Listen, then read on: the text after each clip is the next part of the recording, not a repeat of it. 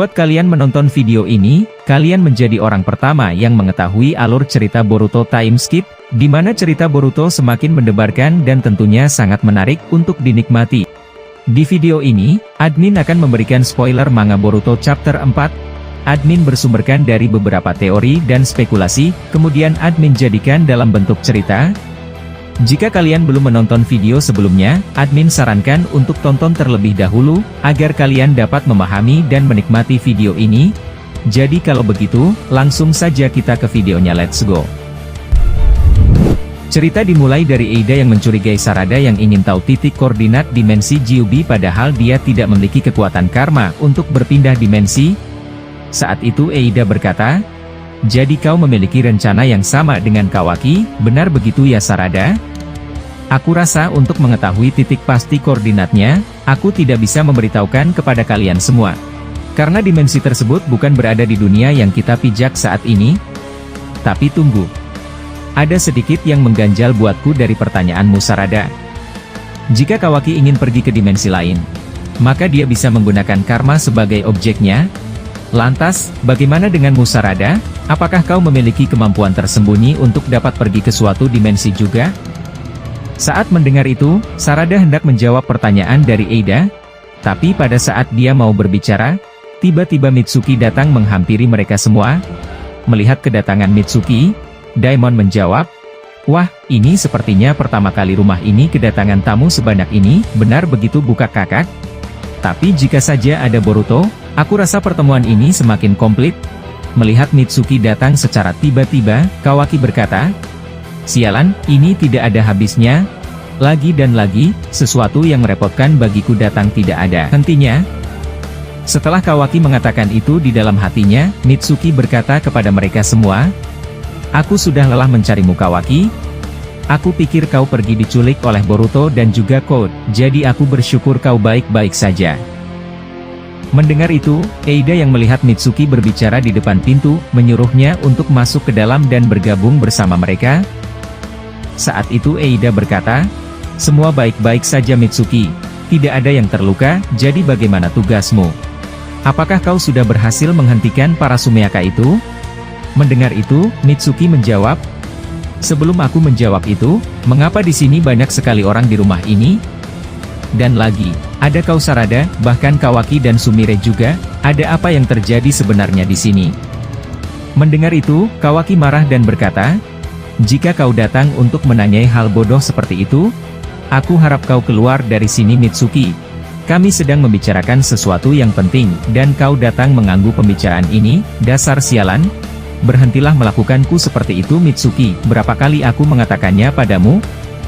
Mendengar itu, Sarada marah mendengar ucapan Kawaki, dan menampar wajahnya di depan semua orang. Saat itu Sarada berkata, "Beraninya sekali kau mengatakan hal itu pada Mitsuki. Walaupun aku benci melihatmu, tapi mendengar kata kasar pada orang yang ingin melindungimu, aku sangat tidak bisa menahan diri untuk tidak bertindak di hadapanmu." Mitsuki yang melihat Sarada menampar Kawaki berkata, "Maaf Sarada, Kawaki tidak berniat mengatakan itu, jadi aku harap kau memaafkan Sarada Kawaki." Mendengar itu, Kawaki berkata, "Cih sialan. Kalau begini terus aku akan keluar dari tempat ini. Aku akan menemuimu lain kali Eida.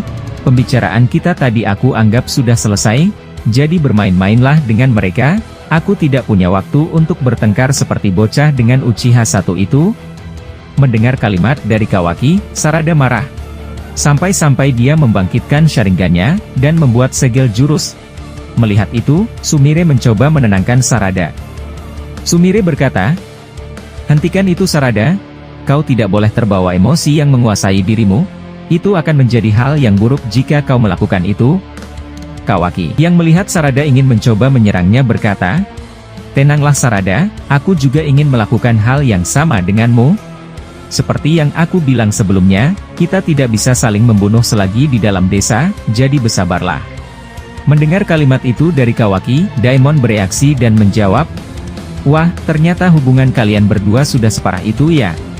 Aku pikir Kawaki hanya ingin membunuh Boruto saja, tapi aku tidak percaya dia hendak ingin membunuh teman lainnya." Mendengar itu, Kawaki membalas, "Biar aku tegaskan sekali lagi kepada kalian semua. Siapapun yang menghalangi jalanku, aku tidak akan peduli siapapun dia. Aku akan menghancurkannya, dan hal itu juga berlaku buat kau Daimon. Mendengar itu, Daimon beranjak berdiri dari kursinya dan berjalan ke arah Kawaki sambil berkata, "Bagaimana kalau ucapan besarmu tadi, aku uji di sini Kawaki? Aku ingin tahu, seberapa besar kekuatanmu yang sekarang, sampai-sampai kau berani mengancamku dengan kalimat tadi." Mendengar itu, Kawaki menjawab, "Seperti apa yang kubilang tadi, aku cukup tertarik untuk melawan kekuatanmu Daimon. Seberapa besar kehebatanmu menggunakan kekuatan Otsutsuki Shibai?" Setelah Kawaki berkata seperti itu, dia juga mendekati Daimon. Eida yang melihat itu berkata, "Aku tidak tahu harus berkata apa dengan sifat bodoh kalian. Tapi, jika kalian ingin saling membunuh, lebih baik kalian lakukan setelah Code dan Gyuubi-nya berhasil dikalahkan." Kawaki dan Daimon yang tidak peduli lagi dengan nasihat Eida. Mereka berdua pun saling ingin menyerang atau memulai pertarungan. Saat mereka hendak bertarung, tiba-tiba tubuh mereka berdua tidak bisa bergerak. Ternyata Shikadai menghentikan pergerakan mereka dari balik pohon yang ada di depan pintu. Saat itu Shikadai berkata, "Aku sudah bosan menunggu kalian berdua di sini. Tapi maaf saja, aku sedikit menggunakan Jutsu Kage Shibari untuk menghentikan pertengkaran kalian berdua." Setelah Shikadai berkata seperti itu, dia melepaskan Jutsu pengikat bayangannya, dan berkata, "Jika kalian terus ribut seperti ini, maka ayahku akan memberikan peraturan yang merepotkan bagiku. Jadi ayolah Kawaki dan Daimon, hentikanlah pertikaian kalian itu. Sumeaka Code masih belum sepenuhnya hilang di dalam desa ini. Bahkan sebagian besar, Sumeaka Code berubah, atau berkamuflase menjadi sebuah pohon yang mengerikan yang dapat menyerap cakra manusia."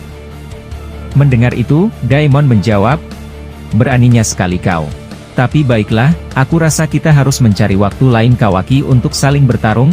Aku rasa, terlalu banyak yang memperhatikan kita saat ini." Mendengar itu, Kawaki menjawab, "Baiklah, jika itu maumu, aku akan mengalah kali ini dan mengikuti perintahmu."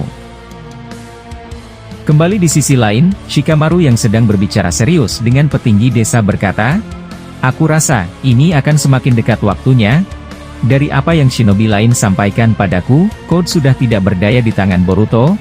Tapi sayangnya dia berhasil kabur ke dimensi Gyuubi. Jadi aku yang melihat kesempatan itu, aku ingin sedikit membiarkan Boruto leluasa untuk masuk ke dalam desa ini." Dari pantauan Intel Anbu Konoha, kedatangan Boruto malahan sangat membantu desa Konoha. Jika saja dia tidak menghentikan Code, maka sudah dipastikan sudah ratusan ribu Sumeaka milik Code dapat masuk ke dalam desa ini. Mendengar itu, Kakashi yang ada di pertemuan berkata, "Aku rasa apa yang kau katakan ada benarnya. Dia tidak merusak desa ini, dan malah sebaliknya, dia menyelamatkan desa. Tapi aku punya saran untukmu Hokage ke-8. Jika kau punya kesempatan, cobalah ajak Boruto untuk berbicara atau bernegosiasi." Mendengar itu, shinobi lainnya berkata, "Itu ide yang gila. Apakah kau lupa Rokudaime Hokage? Kalau dialah yang berhasil membunuh Nanadaime Hokage, jika kau ingin mengajaknya untuk berdialog, itu keputusan yang sangat mengerikan. Kita tahu sekuat apa Nanadaime Hokage, dan berhasil dikalahkan oleh Boruto.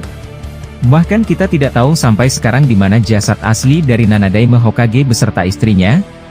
Mendengar itu, Kakashi menjawab, "Justru karena alasan itulah, mengapa aku sangat tertarik sekali untuk berbicara dengannya. Aku ingin dia mengungkapkan apa yang dia alami sehingga melakukan hal itu. Jujur saja, banyak sekali hal yang mengganjal dalam pikiran dan hatiku tentang situasi ini.